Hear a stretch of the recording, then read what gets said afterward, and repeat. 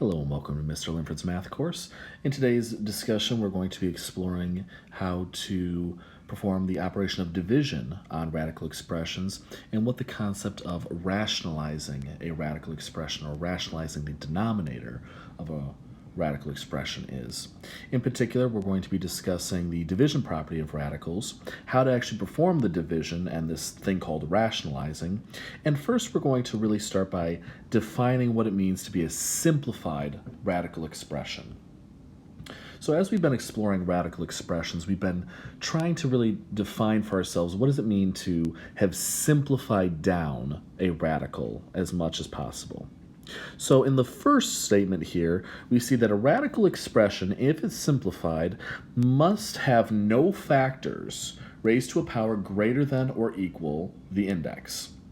For example, if I was to take the square root of 4 squared, obviously that's 4. So we can go ahead and say, yeah, if I'm raising something to an index, or if I'm raising something to a power that's of the same size of the index, then I can obviously simplify it. For example, the cube root of 7 cubed is just 7. So that part makes sense. What if, actually, let's try 7 to the 4th power. Can that be simplified down? Well, yeah, we can break that down into the cube root of 7 cubed and the cube root of just 7. So obviously, if we have any exponents on terms greater than the index, we can keep breaking it down. We said in the first section about simplifying radicals that if there are any perfect squares or perfect cubes or perfect fourths still within the radicand as factors, it's not simplified. You need to break all of those down. The second component says that the radicand does not contain a fraction. So we do not want a radicand that's a fraction. We want to simplify that down completely. So we don't want any fractions in the radicand. And for number 3, we don't want any radicals in the denominator. So for example, 1 over radical 2. That's something we don't want to happen. Okay, so these two are things that we're going to explore today in this discussion. How do we make sure we don't have a fraction in the radical, and how do we make sure that we don't have a radical in the denominator if we're simplifying down to a fraction? So the first thing we need to talk about is the division property of radicals. Similar to the multiplication property, if I had some division, okay? And remember, fractions are essentially a division problem. So if I had some division problem, a divided by b, and I'm taking that whole quantity to the nth root, that's the same as taking the root of the numerator and then dividing it by the root of the denominator. Same exact thing.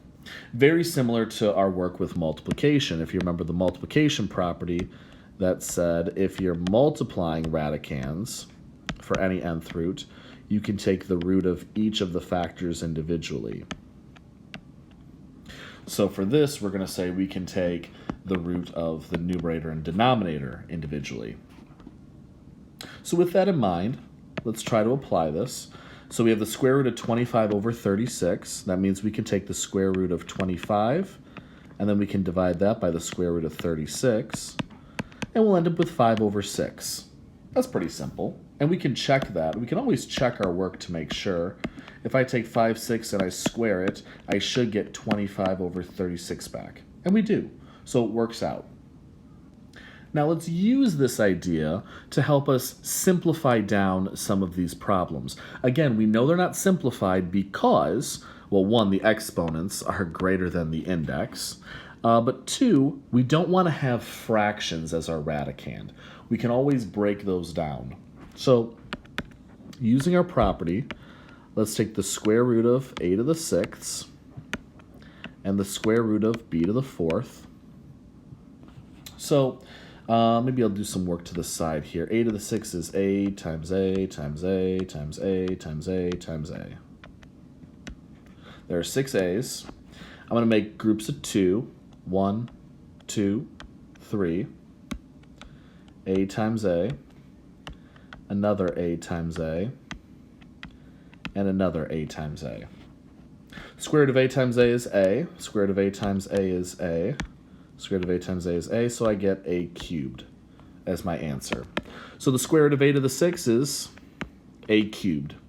Now let's break down the square root of b to the 4th. That's b times b times b times b.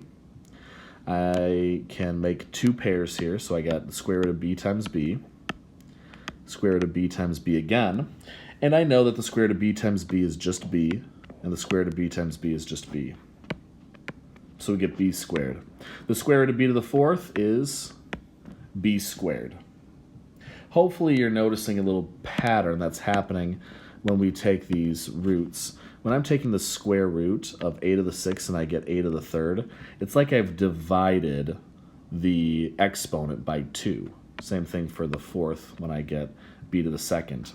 The idea here is I'm making groups of 2, so when I say if I have 6 a's and how many groups of 2 can I make, that's a division problem. So that's a little shortcut to where maybe you don't have to show all of this work. You can just say a to the 6th, the square root of that is just the exponent divided by 2. But when in doubt, go ahead and show all of your work. It'll just take, a couple extra minutes, but you'll know you'll have the correct answer. All right, now let's try to simplify 81 y to the 5th over x cubed, and we're going to take the cube root of that. So that means we got to take the cube root of 81 y to the 5th, and we have to take the cube root of x cubed. Why don't we pause the video, take a minute to work through this problem, and let's see what you come up with. All right, well, hopefully you had some time to work through this. I'm going to break down the numerator and denominator separately. I'm going to start over here with the 81y to the 5th. Square root of 81. 81 can be broken down to 3 times 3 times 3 times 3, so 3 to the 4th power. And then y to the 5th can be broken down separately as 5 y's. 2, 3, 4, 5. So let's make pairs of, or I should say groups of 3. So I'm going to make a group of 3 here and a group of 3 here. So I have 3 cubed times 3. I have I should say these are all cube roots, by the way. Got to be careful with that. So I have a y cubed here, and then I have just 2 y's by themselves. All right. Notice that the cube root of y squared will not simplify because the exponent is smaller than the index. All right, let's try to simplify this. The cube root of 3 cubed is 3. Cube root of y cubed is y. And then we're just left with the cube root of 3y squared. So there is the numerator, 3y, and then the cube root of 3y squared. Now let's do the denominator, and it should be pretty obvious. What's the cube root of x cubed? X. So here we go. We've gone through and we've essentially simplified down using this division property these radical expressions. We said we can't have fractions as the radicands, and we don't want any radicals in the denominator, and we don't have that, right? We don't have fractions in radicands, and we don't have any radicals in the denominator. So we can say that these answers are simplified. Now, let's try a different case, one where we can't really simplify things down using this division property. Let's take a look at 12 over the square root of 3. This is not simplified. Why? Because we have a square root in the denominator. We cannot have a root in the denominator. So we need to think, how can we get rid of this? How can we get rid of this root in the denominator? Because that's the thing that's causing us a problem. It's not that it's a fraction, it's the fact that there's a root in the denominator. So what I want you to do is I want you to pause the video for a couple minutes and try to think, what could we do to simplify this? And remember, Simplifying this means getting the root out of the denominator, no longer having a radical sign down there. We could have a number for the denominator. That was fine before. We could have an exponent, we could have variables with all that. That's fine. What we don't want is a radical sign. We could have numbers, variables, whatever, just not a radical sign. Pause the video for a couple minutes and try to think, what could you do to manipulate this? Not change the fraction, we want to keep it equivalent, but get it to where we don't have a radical anymore in the denominator. All right, well, hopefully you had some time to think this through. The idea here, again, is that we need to get the radical out of the denominator. We cannot have that there. We could have a number down there, that's fine, but I can't have the square root symbol. So think back to working with fractions, because this is a fraction, right? What techniques did we have when working with fractions to change a denominator? What techniques did we have to change a denominator? Well, if you remember, we said we could change a fraction by multiplying the top and the bottom quantity by the same thing. So we can multiply the top and the bottom of this fraction by the same thing, and we wouldn't change the fraction. That's an important idea. We'd make it less simplified, but we wouldn't change the fraction, right? Like 1/2, we can multiply the top and the bottom by 3/3 to get 3/6. Same thing, right? Just a little less simplified. We're going to use that same idea for this problem. We're going to multiply the top and the bottom by something. That's really our only technique for manipulating fractions. Without totally changing them, to just manipulate a fraction, we got to multiply the top and the bottom by the same quantity.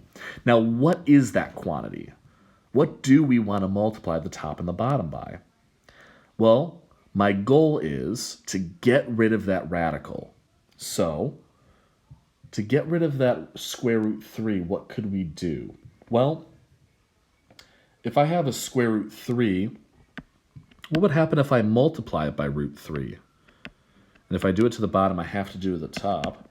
So let's see, the top would be just 12 root 3, because we're multiplying across. That just 12 times root 3 is 12 root 3. But on the bottom, I would get the square root of 3 squared.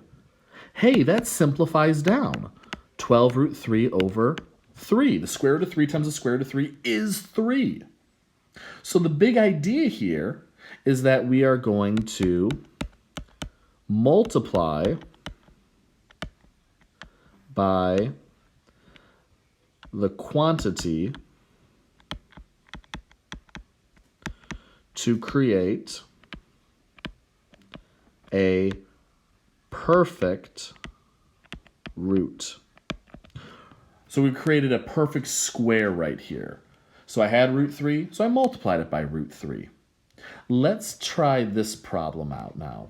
We have the square root of x cubed over 6. Again, can't have a fraction in the as the radicand, so we can use the division property to split this up as the square root of x cubed over the square root of 6. But again, I can't have a square root in the denominator. So just multiply it by the square root of 6 over the square root of 6. Here we're going to end up with the square root of 6x cubed. And then we're going to end up with, let's see, the square root of 6 times the square root of 6 is just 6. There we go. Again, we've gone through and we said, how can I create a perfect root, a perfect square in the denominator? What do I have to multiply the square root of 6 by? Well, in this case, multiply it by itself.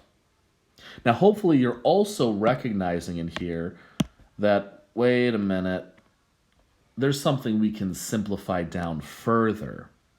That x cubed can be broken down some more. So let's try to go ahead and simplify that. We're going to have a square root of 6 times x squared times x over 6. So that means we can pull an x out, and we're left with 6x under the radical and 6 in the denominator. So hopefully you're getting this idea that we're trying to have the objective of making a perfect square in the denominator. Now let's try and see what happens when we have multiple terms in the denominator. when we're divided by something almost that reminds us a bit of a binomial. So here we have 8 divided by 3 plus root 5. Okay, we can't have this root 5 in the denominator. So maybe we should do the same thing we tried before. Multiply this by root 5 over root 5. We're going to get 8 root 5 all over. Well, we're going to have to distribute this through. We get 3 root 5 times root 5 times root 5 is 5. Oh, wait a minute. I'm sorry, that's a plus, by the way. Wait a minute, there's a problem. I just moved the root 5 over. So by multiplying root 5, I was able to get rid of this radical, but then I created a radical right there. Uh-oh. So this isn't going to work. So let's forget that. So multiplying it by root 5 didn't do the trick. So what else could we do? What else? Maybe we can multiply it by itself, right? That was what we did before. So maybe if I multiply this by 3 plus root 5 again, maybe that'll work out. So I got to distribute the 8 through to get 24 plus 8 root 5. And the denominator, well, I'm going to have to box method that. So 3 and root 5 times 3 and root 5. We get 9, 3 root 5, 3 root 5, and 5. So our answer for the denominator is 14 plus 6 root 5. Oh, darn it. Again, we have that radical in the denominator. We still haven't been able to get rid of it. So this doesn't work either. So we tried what we did before. We've multiplied the top and the bottom by the radical, and that just moved the radical over to the other term, right? That got rid of the radical here, but moved it over here. So that didn't work. Then we tried to multiply it by itself, but again, that just created another radical term. And if you see, I know I was pretty quick with the box method. Let me try to highlight again what was going on there. When we multiplied it by itself, we got, okay, 3 times 3 is 9. Root 5 times root 5 is 5. But then in the middle here, we got 3 root 5 plus 3 root 5. Here, we see the issue. The trouble is that we are still creating terms that have root 5s in them. And then we're going to have to combine them together. Gosh, it would be really awesome if somehow those just canceled out, right? If somehow those just deleted. It would be great if one of them were to be positive and one were to be negative, right? Because then they would just cancel out right away and they'd be gone. But how could we do that?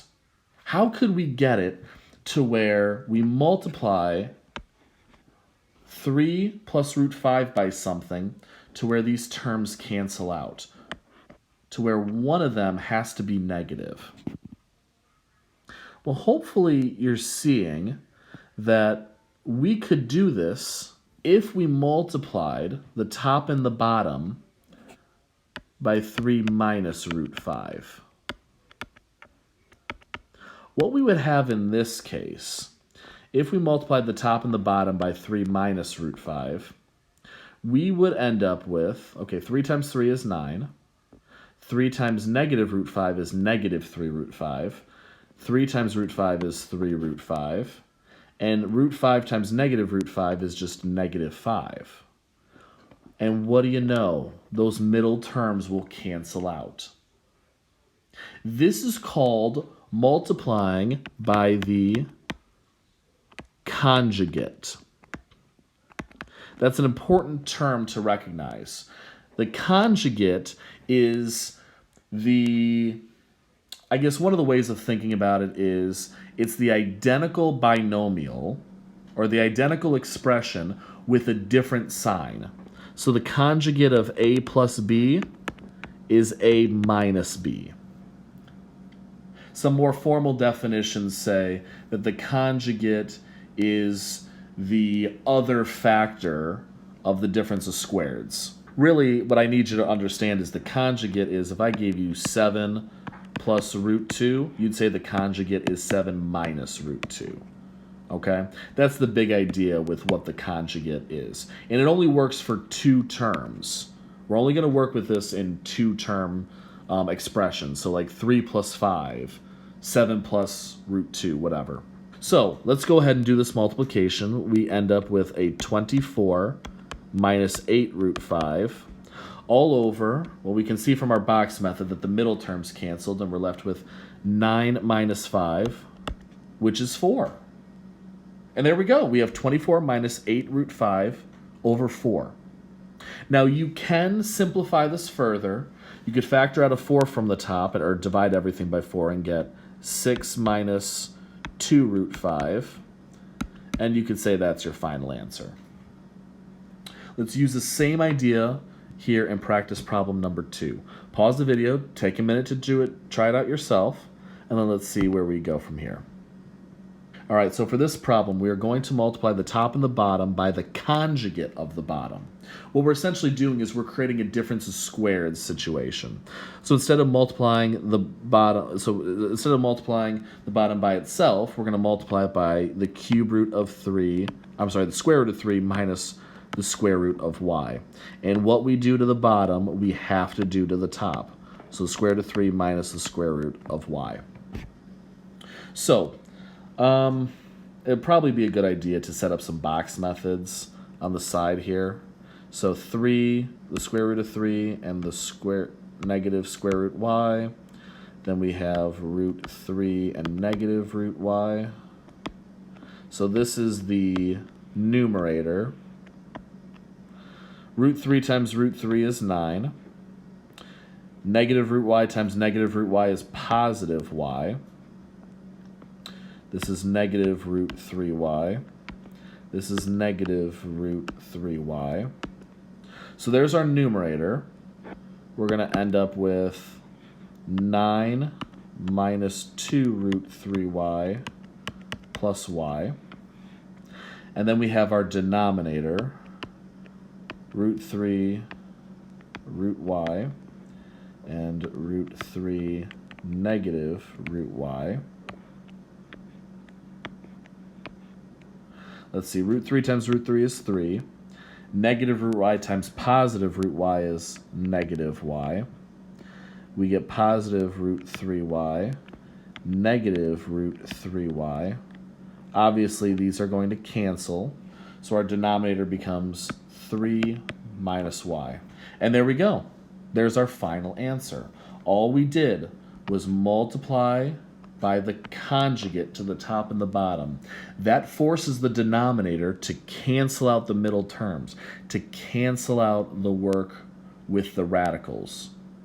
And this, I mean, this seems more complicated than what we started with, but it is more simplified because there are no roots in the denominator. Remember, that's how we're defining this. No roots actually in the denominator. So let's write down a process for what's going on here, how we're doing each of these techniques. So let's go back to the single term. And what do we say to do here? For the single term, we said multiply by the quantity to create a perfect root. So we could say multiply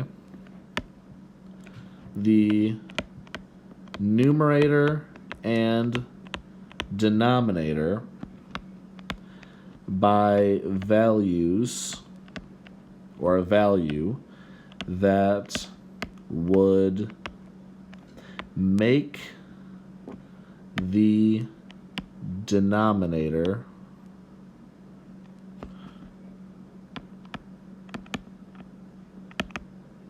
a perfect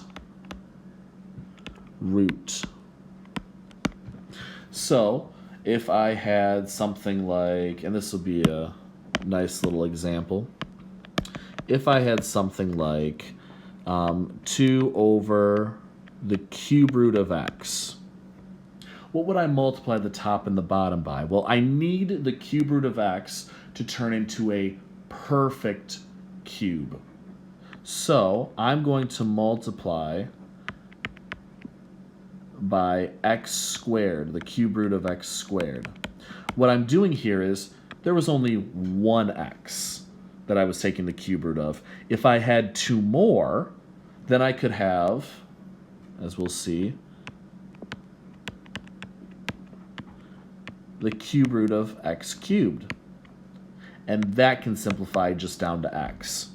So I saw that I was missing 2 values from here, so we just multiplied them in. That's the idea of trying to create a perfect square in the denominator. So these single term ones, not that bad, should be pretty straightforward. When working with square roots, just multiply them by themselves. Otherwise, you're going to have to adjust the exponent if it was a different type of root.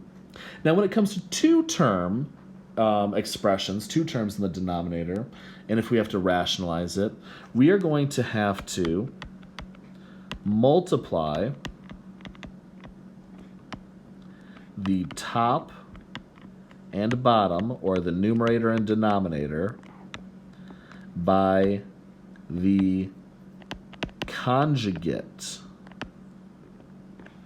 of the denominator.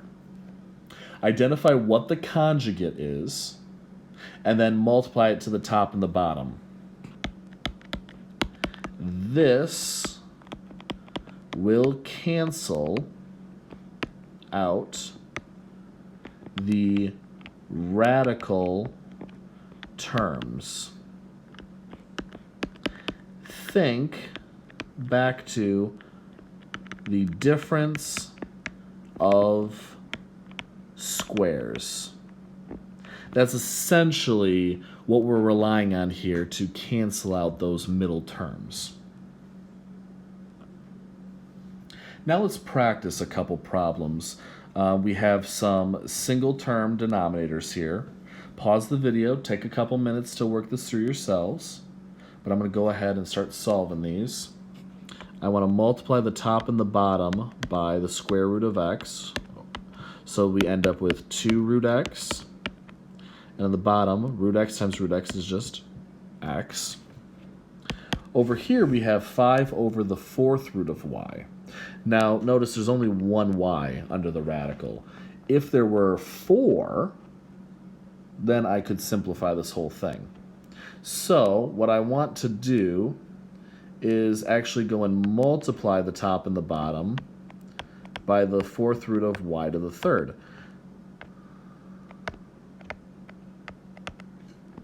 So we end up with 5 times the 4th root of y to the 3rd. And on the bottom, we have the 4th root of y to the 4th, which just simplifies down to y. Because we said before we were missing 3 terms, so let's add them in. Now let's try a couple more complicated ones dealing with 2 terms. So first we have to identify what's the conjugate. What is the conjugate of 4 minus the square root of 3? And hopefully you're saying it's 4 plus root 3. Notice I'm not changing the signs on the leading term or anything. I'm just changing the sign in between them. So let's multiply the top and the bottom by 4 plus root 3. We'll go ahead and distribute the 6 through to get 24 plus 6 root 3 divided by, 4 times 4 is 16, minus root 3 times root 3 is 3. We know that we're not going to have any middle terms here, and you can go ahead and kind of skip to this step if you wanted, but if you needed to show your work, that's fine too.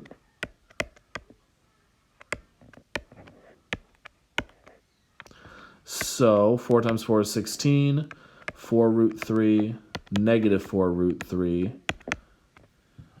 negative 3. So you'll see that those terms actually do go ahead and cancel. So let's try this again for number 4. We'll use the same idea of multiplying by the conjugate. And here we have root 3 minus 1. Let's see what we end up with in this problem when we distribute the square root of 8 through. We get the square root of 24 minus root 8. And then on the bottom we'll have 3 minus 1. So we can simplify down the square root of 24. So let's see, the square root of 24 is just root 4 times root 6, which is 2 root 6. And then 8, oh boy, let's see. The square root of 8 can break down to square root of 4 times the square root of 2. So 2 root 2. And that's divided by 2, so we can simplify this down to be the square root of 6 minus the square root of 2. Hopefully we're not moving too fast for you. Hopefully these problems are making sense and you're able to see the process of what we're doing. Essentially, it's either multiply it by itself or some term to get a perfect root in the denominator, or multiply by its conjugate. And if you do that and you're careful, it'll work out. Last one. Let's go ahead and multiply the top and the bottom by the conjugate of root 2 plus 5 and root 2 plus 5. So I probably should set up a box method. So 3 and root 2, and then root 2 and 5.